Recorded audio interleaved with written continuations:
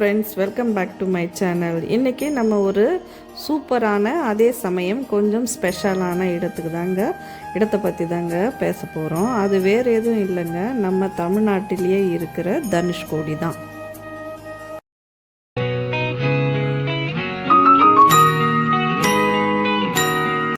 அங்கே வந்து கோயிலை முடிச்சுட்டு ஒரு ஆட்டோ பிடிச்சோங்க. ஆட்டோக்கு வந்து 1500 ருபீஸ் வந்து கேட்டிருந்தாங்க. நாங்கள் 3 பேர் தான் போகிறோம், அதனால் ஆட்டோவில் போயிடலான்ட்டு பார்த்தோம். இந்த தனுஷ்கோடி எங்கே இருக்குதுன்னு பார்த்தீங்கன்னாக்கா ராமேஸ்வரத்தில் ரொம்ப பக்கத்தில் இருக்குங்க. ராமேஸ்வரம் கோயில் போகிறவங்க கண்டிப்பாக வந்து தனுஷ்கோடி விசிட் பண்ணுவாங்க.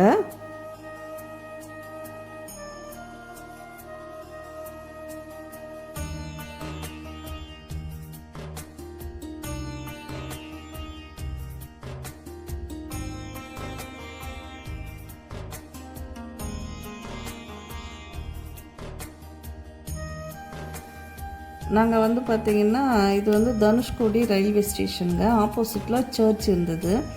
இந்த இது வந்து பார்த்திங்கனாக்கா ராமேஸ்வரத்துக்கு அடுத்தது வந்து தனுஷ்கோடி தாங்க. ஆனால் வந்து 1964 வந்த ஒரு பெரிய புயல்னால் இந்த ஊரையே வந்து புரட்டி போட்டுடுச்சுங்க. ஒரே நாள் தாங்க. அதில் வந்து பார்த்திங்கன்னா ஸ்கூல் இருந்தது, ஹாஸ்பிட்டல் இருந்தது, அந்த மாதிரி நிறைய பேர் வந்து இங்கே வாழ்ந்துருந்தாங்க. ஆனால் இப்போ இந்த புயலுக்கு அப்போ வந்து பார்த்திங்கன்னா நாங்களே ஆட்டோவில் போகும்போது இந்த புயல் காற்றுல அந்த மணல் வீசுது பாருங்கள், ஆட்டோவில் எங்கனாலேயே உட்கார முடியல.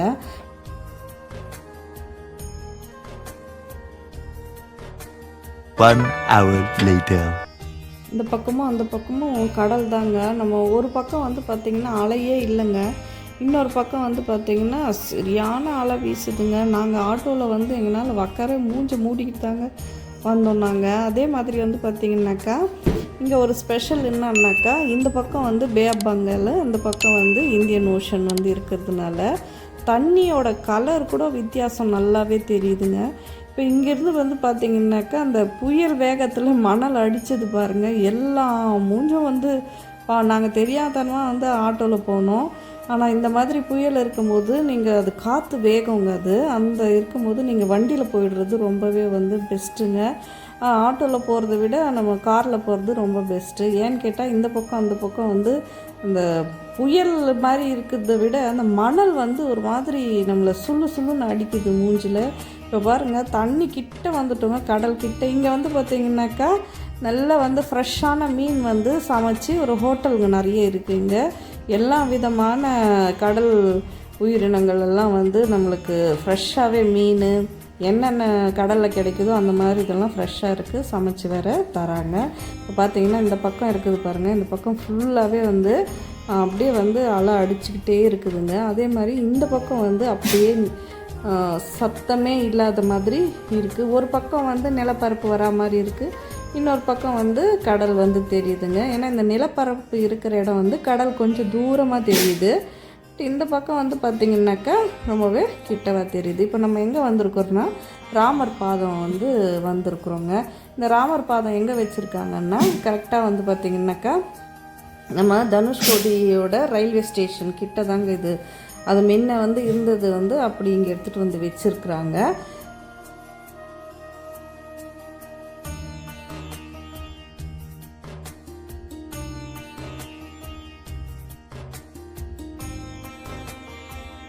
இந்த ராமர் பாதத்தை சேவிச்சுக்கிட்டு வந்தோம்னாக்கா இங்கே சின்ன சின்ன வந்து சங்கால செஞ்ச கைவினை பொருட்கள் எல்லாம் இருக்குதுங்க. சங்கு வளையல், சிப்பியோட பிராஸ்லைட்டு, அதே மாதிரி நம்ம ஊரில் கிடைக்கிற பிராஸ்லைட்ஸ் எல்லாம் கூட இங்கே வந்து கிடைக்குது. பட் இது வந்து தோரணங்க, இந்த சங்காலையும் செஞ்ச தோரணம் ரொம்பவே அழகாக இருந்தது.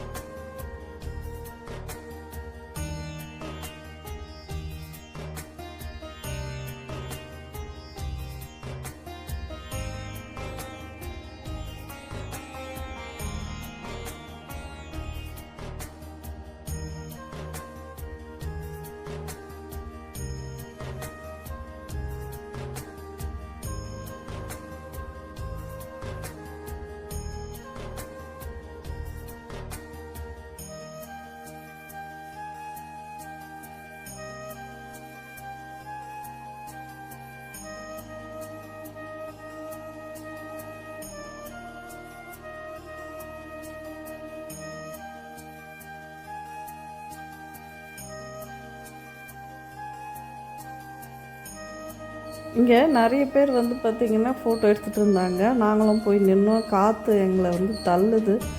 ஆனாலும் வந்து ஃபோட்டோ எடுக்கிறவங்க எடுத்துக்கிட்டே தான் இருந்தாங்க. சரி நம்ம மாத்திரம் நான் சலிச்சவங்களான்ட்டு நாங்களும் 2 ஃபோட்டோ எடுத்துக்கிட்டு வந்துட்டோம். இப்போ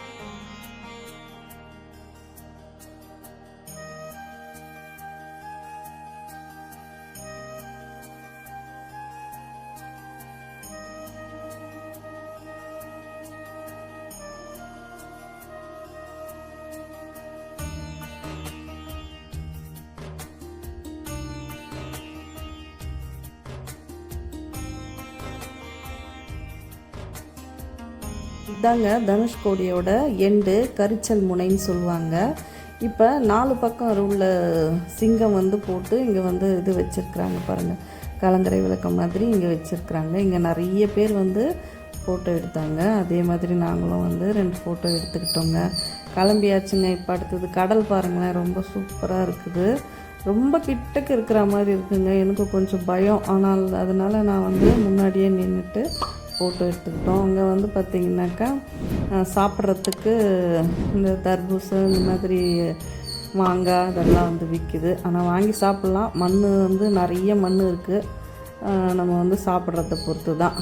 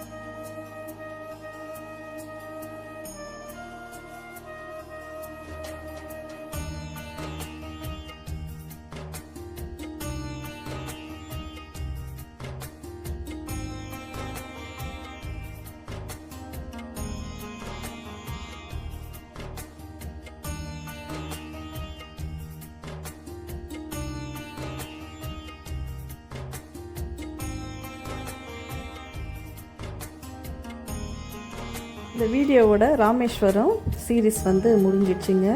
இதே மாதிரி இன்ட்ரெஸ்டிங்கான வீடியோஸ் உங்களுக்கு வேணும்னாக்கா நம்ம சேனலை சப்ஸ்கிரைப் பண்ணி லைக் பண்ணி ஷேர் பண்ணுங்கள். தேங்க்யூ ஃபார் வாட்சிங். பாய்.